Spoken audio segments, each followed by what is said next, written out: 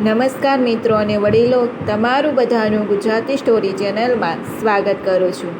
જ્યારે કર્ણએ કૃષ્ણને કહ્યું, મારી જિંદગીમાં જ કેમ આવું થાય છે, ત્યારે ભગવાન કૃષ્ણએ જે જવાબ આપ્યો તે વાંચીને તમારી જિંદગીમાં પણ જો આ સ્ટોરી પસંદ પડે તો આ ચેનલને સબસ્ક્રાઈબ, લાઈક, શેર અને કમેન્ટમાં અભિપ્રાય જરૂર આપજો. બાજુમાં રહેલ બેલ આઇકનને જરૂર ઓન કરજો, જેથી તમને આવી અવનવી સ્ટોરી મળતી રહે. મહાભારતમાં કર્ણએ ભગવાન કૃષ્ણને પૂછ્યું, મારો જન્મ થયો અને મારી માતાએ મને છોડીને જતી રહી.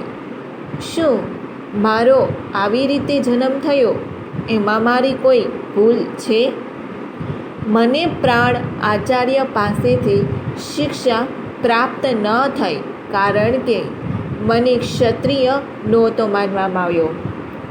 પરશુરામે મને શિક્ષા આપી, પરંતુ જ્યારે તેઓને ખબર પડી કે હું કુંતીનો પુત્ર છું, જે ક્ષત્રિય છે, તો તેઓને મને બધું ભૂલી જવાનો શ્રાપ આપ્યો.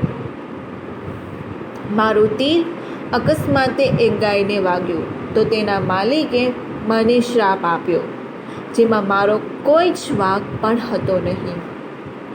દ્રૌપદીના સ્વયંવરમાં પણ મારી ફજેતી કરવામાં આવી હતી. અલબત્ત કુંતીએ પણ તેના બીજા દીકરાઓને બચાવવા માટે જ મને સત્ય કહ્યું હતું.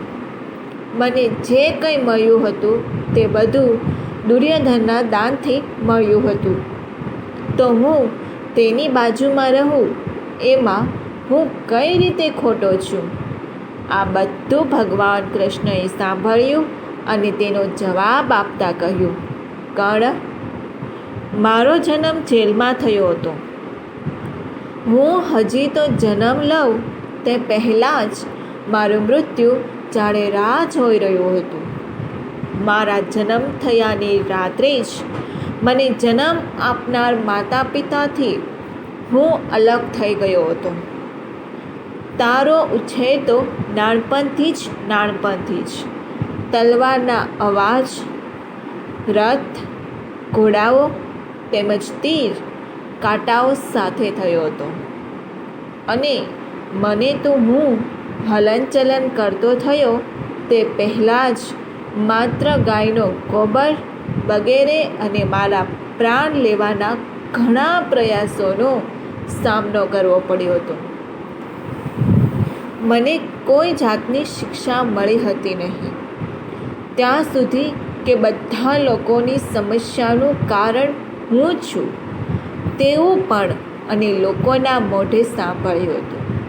જ્યારે તમારા ગુરુ દ્વારા તમારી શૂરવીરતાની પ્રશંસા કરાઈ રહી હતી, ત્યારે મને મારી શિક્ષા પણ મળી હતી નહીં. મેં સાંદીપની ઋષિના ગુરુકુળમાં ગયો ત્યારે મારી ઉંમર 16 વર્ષની થઈ ચૂકી હતી. તે તારી પસંદગીની છોકરી સાથે લગ્ન કર્યા છે. મેં જેને પ્રેમ કર્યો તે મને મળી નહીં, અને ત્યાર પછી જેને મેં રાક્ષસથી બચાવી હતી અને જે મને મેળવવા ઈચ્છતી હતી તેમની સાથે લગ્ન કર્યા.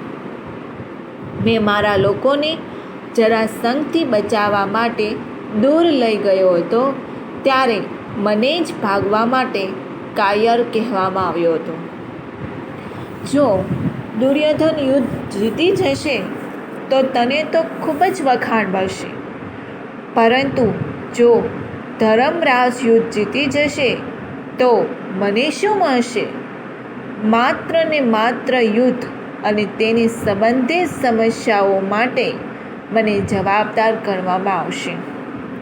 એક વાત હંમેશા યાદ રાખજે કર્ણ, દરેક લોકોને તેની જિંદગીમાં કંઈ ને કંઈ મુશ્કેલીઓનો સામનો કરવો પડે છે.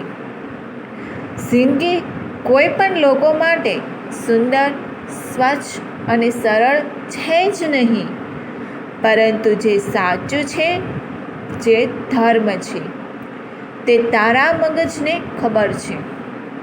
આપણને ભલે ગમે તેટલું સહન કરવું પડ્યું હોય, ભલે ગમે કેટલો અભ્યાસ આપણને મળ્યો હોય, ગમે તેટલી વખત આપણે જીવનમાં નીચા જોણું થયું હોય, પરંતુ સૌથી અગત્યની વાત છે તો એ છે કે તમે એ સમયે કેવી રીતે પ્રતિક્રિયા આપી.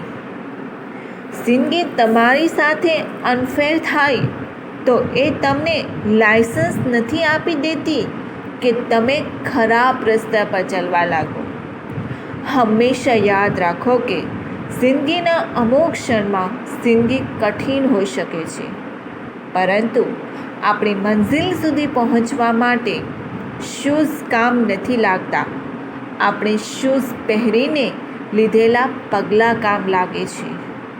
આ પોસ્ટ દરેક લોકો જોડે શેર કરજો. જો આવી સ્ટોરી સાંભળવા માગતા હોય તો આ ચેનલને સબસ્ક્રાઈબ, લાઈક, શેર અને કમેન્ટમાં અભિપ્રાય જરૂર આપજો. સાંભળવા માટે ખૂબ ખૂબ આભાર.